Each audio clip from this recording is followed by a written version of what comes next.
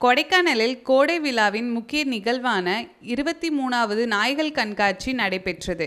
பல வகையான நாய்கள் பங்கேற்பு. திண்டுக்கல் மாவட்டம் கொடைக்கானல் பிரையன் பூங்காவில் கடந்த 17ஆம் தேதி மலர் கண்காட்சியுடன் கோடை விழா துவங்கியது. இந்த வருடம் 10 நாட்கள் மலர் கண்காட்சி மாவட்ட நிர்வாகத்தால் அறிவிக்கப்பட்டது. இதனைத் தொடர்ந்து கோடை விழாவில் தினந்தோறும் பல்வேறு கலை நிகழ்ச்சிகள் மற்றும் போட்டிகள் நடைபெற்று வந்தன. 6வது நாள் கோடை விழாவின் கால்நடை துறை சார்பாக 23வது நாய்கள் கண்காட்சி நடைபெற்றது. இந்த நாய்கள் கண்காட்சியில் golden retriever, German shepherd, Great Dane, Rottweiler, pug போன்ற பல்வகையான நாய்களும் கலந்து கொண்டன. இந்த கண்காட்சி 6 சுற்றுகளாக நடைபெற்றது. இதில் நாய்களின் குணாதிசயங்கள், கட்டளைகளுக்கு கீழ்ப்படிதல், பராமரிப்பு உள்ளிட்ட அடிப்படைகளில் சிறந்த நாய்கள் தேர்வு செய்யப்பட்டு கால்நடைத்துறை சார்பில் சான்றிதழ்களும் வழங்கப்பட்டது. இந்த கண்காட்சியில் கொடைக்கானலை சுற்றியுள்ள பகுதியில் இருந்தும் வெளியூர்களில் இருந்தும் 67 உயரக நாய்கள் கலந்து கொண்டன. இதில் அனைத்து பிரிவுகளிலும் கிரேடன் என்ற உயரக நாய் பரிசினையும் கோப்பையும் தட்டி சென்றது.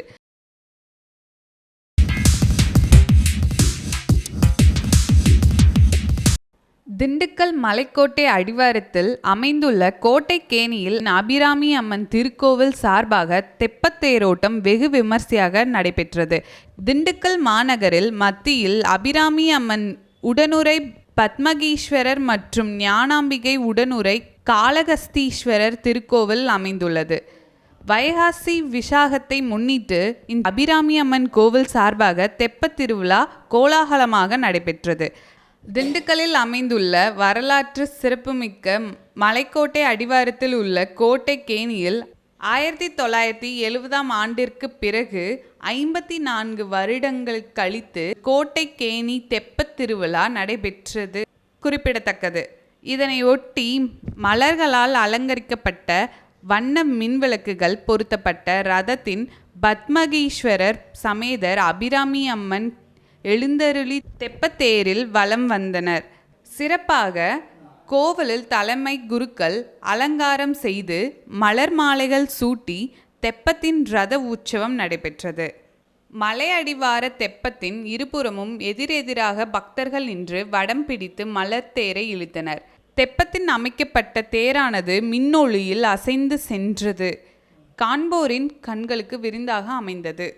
தெப்பத் திருவிழா தொடங்கிய நேரம் முதல் மழை பெய்ய தொடங்கியது. மழையையும் பொருட்படுத்தாமல் பக்தர்கள் மழையில் நனைந்தபடி சுவாமி தரிசனம் செய்தனர்.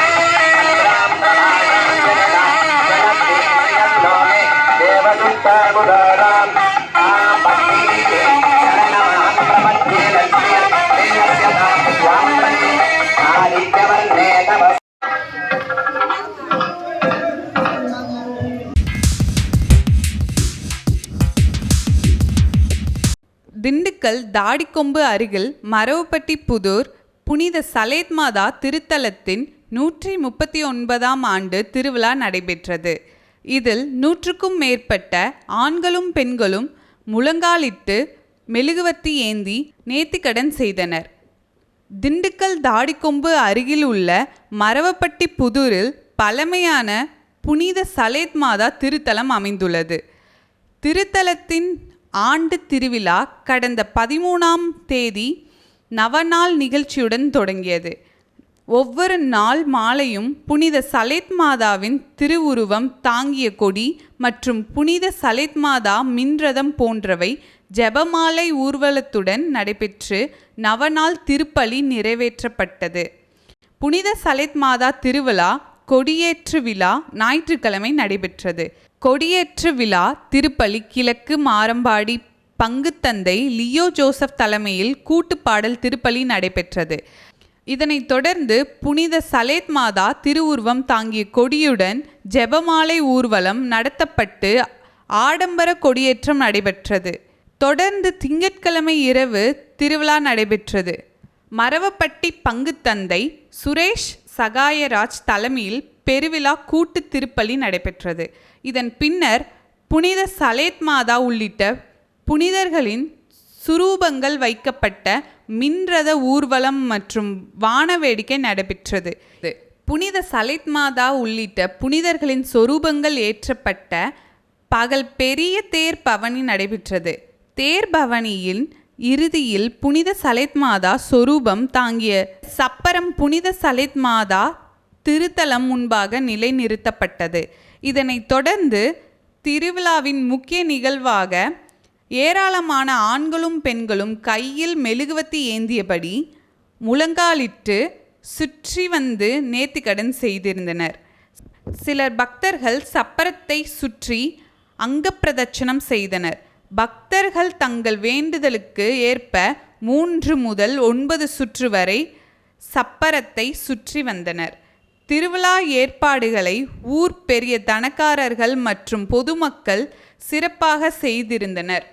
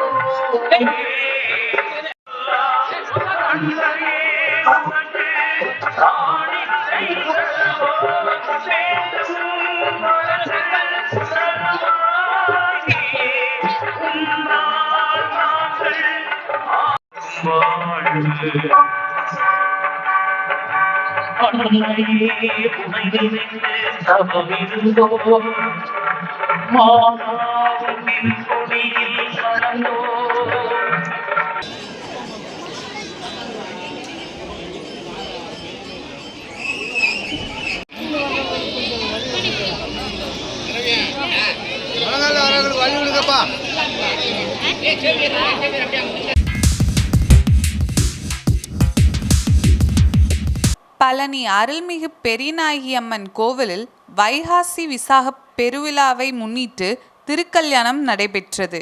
ஏராளமான பக்தர்கள் கலந்து கொண்டு சுவாமி தரிசனம் செய்தனர். திண்டுக்கல் மாவட்டம் பழனியில் நடைபெறும் முக்கிய விழாக்களில் வசந்தோற்சவம் எனப்படும் வைகாசி விசாக பெருவிழாவும் ஒன்றாகும். இத்திருவிழா பழனி அருள்மிகு பெரியநாயகி அம்மன் கோவிலில் கடந்த 16ஆம் தேதி திருக்கொடியேற்றத்துடன் தொடங்கியது. 10 நாட்கள் நடைபெறும் இவ்விழாவில் முக்கிய நிகழ்வான திருக்கல்யாணம் நிகழ்ச்சி கடந்த 20ஆம் தேதி மாலை நடைபெற்றது. இதில் அருள்மிகு வள்ளி தெய்வானையுடன் முத்துக்குமார சுவாமிக்கு பால், பன்னீர், பஞ்சாமிர்தம் உள்ளிட்ட பல்வேறு பொருட்களால் அபிஷேகம் நடைபெற்றது. அதனைத் தொடர்ந்து மகா தீபாராதனை காட்டப்பட்டது. பின்னர் கலசங்கள் வைத்து பூஜைகள் நடத்தப்பட்டு கலச பூஜை, வாத்திய பூஜை நடைபெற்றது. பின்னர் சுவாமிக்கு பச்சை சாத்துப்படி, பட்டு சாத்துப்படி ஆகியவை நடத்தப்பட்டு சங்கல்பம் நடைபெற்றது. அதனைத் தொடர்ந்து மேலதாளம் முழங்க திருமாங்கல்யம் அணிவிக்கப்பட்டு திருக்கல்யாணம் வெகு விமர்சையாக நடைபெற்றது.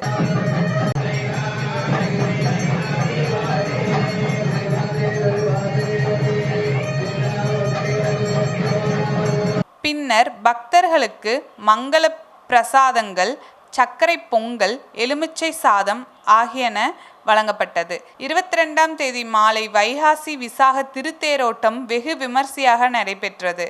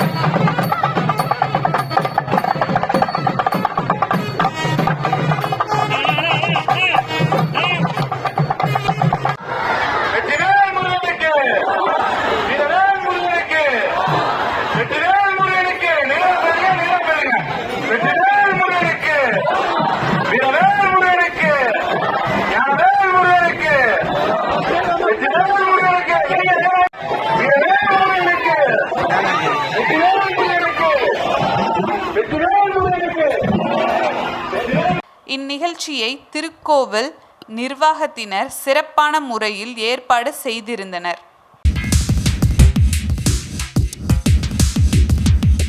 சர்வதேச யோகா தினத்திற்கு இன்னும் 30 நாட்களே இருப்பதை நினைவு கூறும் வகையில் திண்டுக்கல்லில் GTN கல்லூரி மைதானத்தில் 800 மாணவ மாணவிகள் பல்வேறு யோகாசனங்களை கண்களை கவரும் வகையில் செய்து காட்டினர்.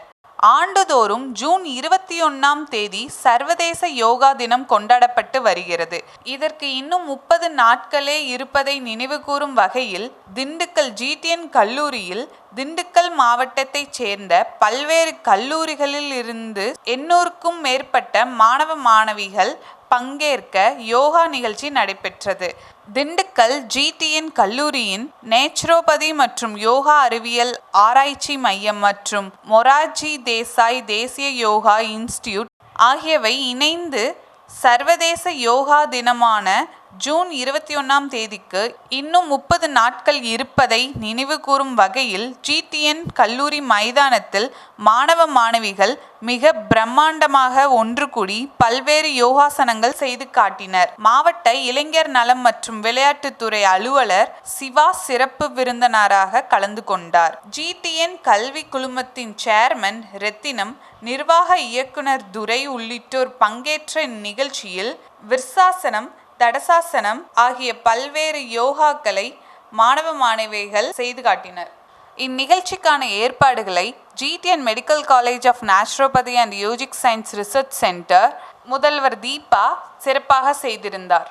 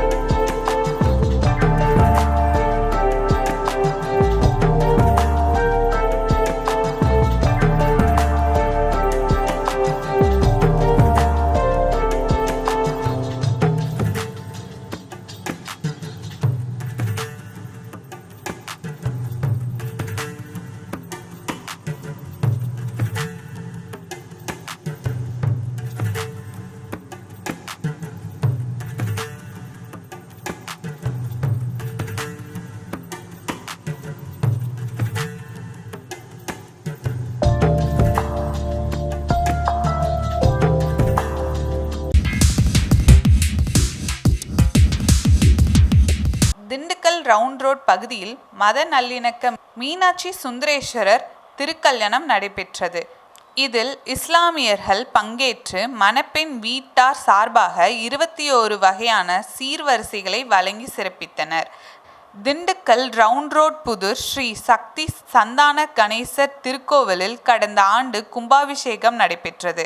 அதன் வருடாபிஷேகத்தை முன்னிட்டு ஸ்ரீ சக்தி சந்தான கணேசன் மற்றும் பரிவார தெய்வங்களாக ஸ்ரீ பரமேஸ்வரி, பரமேஸ்வரர், விஷ்ணு துர்க்கை, தட்சிணாமூர்த்தி, சண்டிகேஸ்வரர், காலபைரவர் ஆகிய தெய்வங்களும் இங்கு இடம்பெற்றுள்ளனர். இந்த கோவிலில் முதலாம் ஆண்டு வருடாபிஷேக விழா மற்றும் மீனாட்சி சுந்தரேஸ்வரர் திருக்கல்யாண விழா சிறப்பாக நடைபெற்றது. இதில் இஸ்லாமியர்கள் மத நல்லிணக்கத்தை வெளிப்படுத்தும் வகையில் மணமக்கள் வீட்டாராக பங்கேற்று சீர்வரிசைகளை அளித்தனர். பூமாலை, வளையல், பட்டுச்சேலை, பழங்கள் உட்பட்ட 21 வகை சீர்வரிசைகளை அளித்தனர். சிவாச்சாரியார்கள் மங்கள நான் பூட்டப்பட்டு திருக்கல்யாண வைபவம் நடைபெற்றது. இதில் ஏராளமான பெண்கள் கலந்து கொண்டு தங்களது மாங்கல்ய கயிற்றை மாற்றிக்கொண்டனர். அதனைத் தொடர்ந்து அன்னதானம் வழங்கப்பட்டது. இந்நிகழ்ச்சிக்கான ஏற்பாடுகளை ஜேசி அறக்கட்டளை தலைவர் தனபால் தலைமையில் இதில் ரவுண்ட் ரோட் புதூர் ஜும்மா மஜித், பள்ளிவாசல் தலைவர் இஸ்மாயில், செயலாளர் முகமது ரஃபிக், பொருளாளர் முகமது ஹவுஸ், 18வது வார்டு மாநகராட்சி கவுன்சிலர் முகமது சித்திக் உட்பட பலர் பங்கேற்றனர்.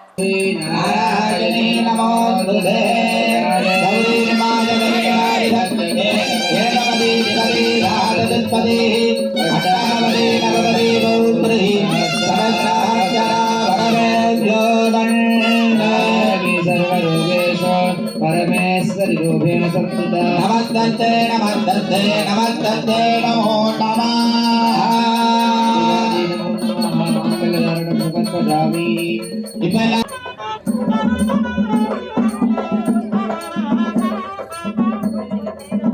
ओम गुरुवज्जाते सकलवार्यं ओम सर्वमंगलवारायते नमोस्तुते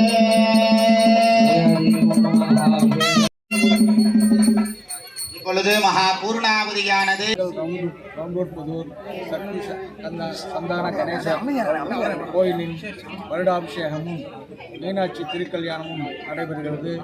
இந்த திருக்கல்யாணத்திலே இங்கு பகுதி வாழ்கின்ற அனைத்து மக்களும் ஒற்றுமையாக, சீராக, சிறப்பாக இருக்க வேண்டும் என்ற வாழ்க்கையும் எப்போதுமே மத நல்லிணக்கத்தை வலியுறுத்துகின்ற வகையிலே இப்பகுதி இருப்பதால் அதில் நாங்கள் அனைவரும் கலந்து கொண்டு எங்களால் சேர்வரிசை செய்து இந்த திருமண விழாவை நடத்தி வைக்கிறோம் என்பதை இதன் மூலம் தெரிவித்துள்ளோம்.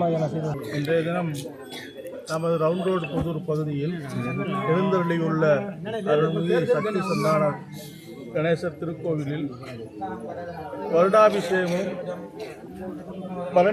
பரமேஸ்வரிக்கு திருக்கல்யாண நிகழ்வும் அது விமர்சையாக நடைபெற்று கொண்டிருக்கிறது.